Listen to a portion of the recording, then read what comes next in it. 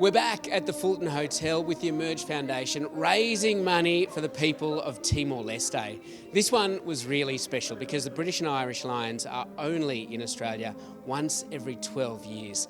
And the panel was huge. 3 former Wallabies, 2 former Wallaby captains, a British and Irish Lion and a former Prime Minister nonetheless. It's such a wonderful event, and if you can join us, please do. The excitement when the British and Irish Lions tour is next level, and the crowd and the panel we've got today is huge. Unbelievable, I can't believe it's 12 years since the Lions were here the last time. I can't believe it was 12 years since James Hall on the panel was captain of the Wallabies against the British and Irish Lions. Stephen Moore's been a Wallaby captain as well. Greg Martin played in 1989 against the Lions. And Jamie Roberts, the famous Welshman, unbelievable talent. He played almost 100 games for Wales. He's played test matches for the British and Irish Lions, been on a couple of tours, been a man of the match in at least one of those Lions tests. So we never have any trouble getting world-class rugby talent to come along to these functions. And it says it all really about the Emerge Foundation and what we're trying to do. Way back in 1999, General Cosgrove went to East Timor, and as a result, Timor gained independence.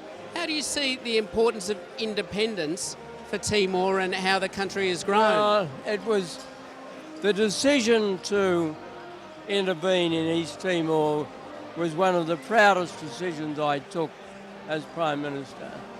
And General Cosgrove, as he then was, gave wonderful leadership. And without his military leadership, it wouldn't have gone as smoothly as it did. He was outstanding. There's so much that's said about Irish parents, but but I guess that gives you a real insight into, maybe more than anyone else, about the passions between the British and Irish Lions and the Wallabies. Yeah, I guess I grew up with it, didn't I, with Irish parents, and we always had families sending videos out from Ireland to Australia of the 4 nations, and so it's been a big part of my life, both before I started playing and during my career as well. I was very lucky to play against the British and Irish Lions in 2013. Unfortunately, we lost that series 2-1, but it's one of the great things in rugby to be involved in, and there's only a few people that get that opportunity, so I feel very lucky about that. The roar of the crowd and the excitement when an Australian Wallabies British and Irish Lions test is about to begin.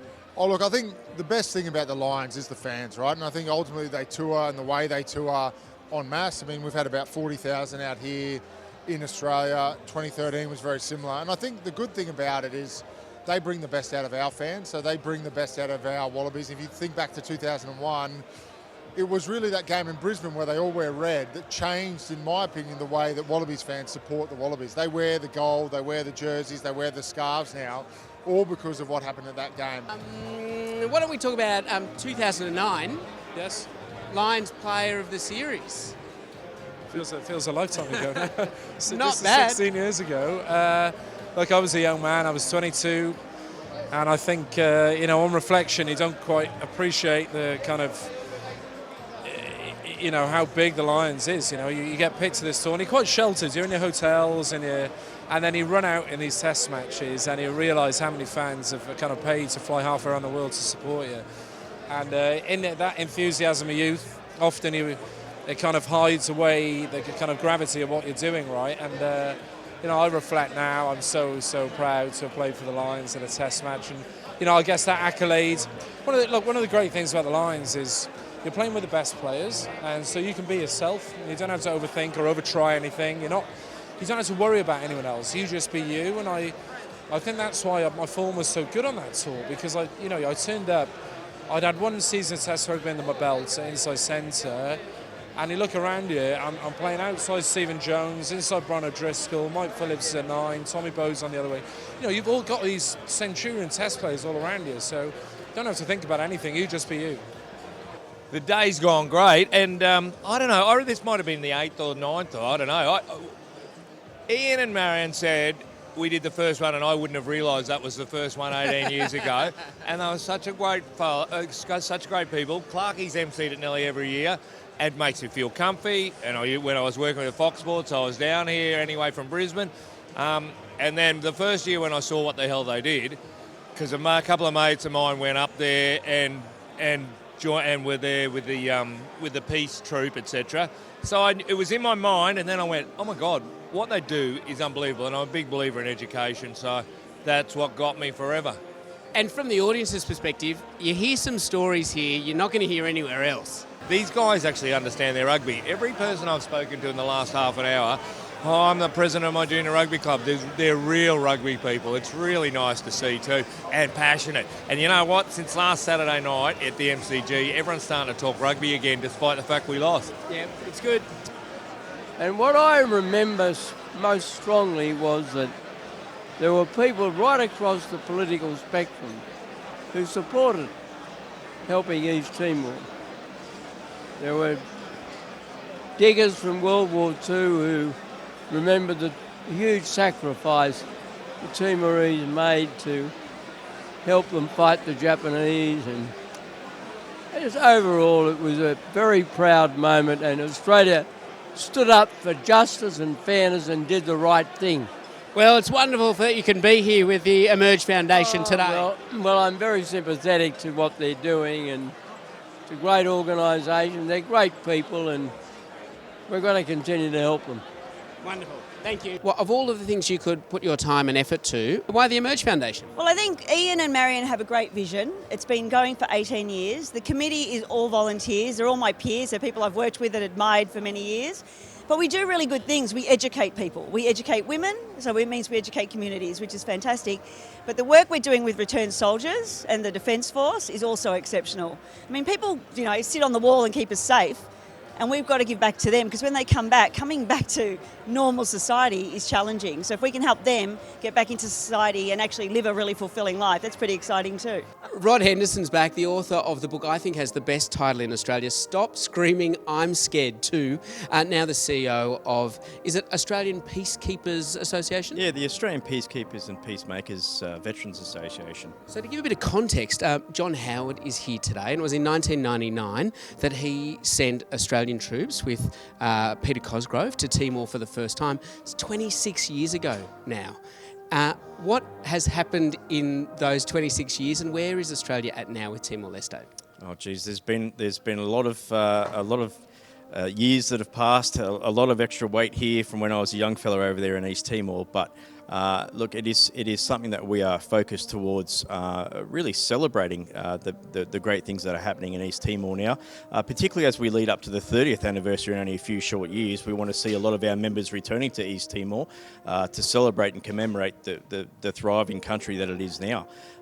I think that there's still a long way to go though, and the Emerge is doing a great job with helping out there, particularly with education. And a man who visits Timor regularly. Correct, yes, yep. Just got back from our latest trip with exercise science and nursing students. So tell us what your focus is there and how it's making a difference. Yeah, so my primary role is with the Future and Youth program. So at the moment we're looking to increase the quality and the quantity of physical activity and physical exercise within the primary school system over there, but also continue the work on the after-school sports programs, which is the legacy of the Emerge program from when it started way back. If there are people who have been coming for the last few years, is there a tangible example you can give us of how the money raised on these lunches has made a difference to the people of Timor-Leste? Yeah, absolutely. The best example would be with the after-school sports program that we originally began.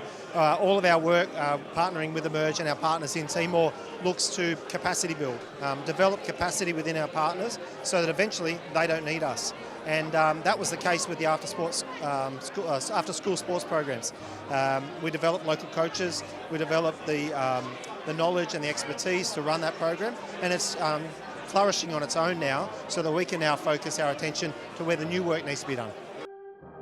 26 years on now, and where is Timor-Leste at now, and how do you feel about Australia's relationship with East Timor? I think it was a very good thing and a very brave thing for John Howard to make that decision at the time, and I think the country's so much better off for it, in my view, and independence is a great thing. So Matt's one of the, I was going to say few people in this room, but maybe there are more than I expect, who actually been to Timor-Leste. What is the country like? It is amazing. It's close, it's easy to get to, it's unspoilt, it's clean. people ask me if it's safe, and it is. I mean, there's one of the things that strikes me about it is the number of young people, like really little kids. You don't see many old people, and so all the adults are busy looking after little kids. So it is still quite undeveloped. It's a poor country, so the infrastructure isn't highly developed. The hotels aren't what we see here, but it's completely safe. The water's clean. It's just really amazing, and it's cheap. What is it about the Emerge Foundation that makes you want to be so involved? Well, two things really for me. You look around here and you look in the room in a moment, you're going to see a huge amount of people from financial services giving back and acknowledging the privileged worlds that we live in, and that we can do more to give back. That's number one. The second one for me was right from the start, just the whole concept of the foundation really being able to empower those local communities to do midwifery and education and teaching. And you look where it is today, I want to say 15 years on, I've been around for a while, and it's just a magnificent, repeatable and sustainable input to those communities. And that's always much better than just coming and going. And when you throw a British and Irish Lions tour into the mix, the crowd is excited. Well, we're back. Australia's back. We've got a way to go, but we're back, so that's exciting. What a cause, what a crowd, what a panel. Go the Wallabies!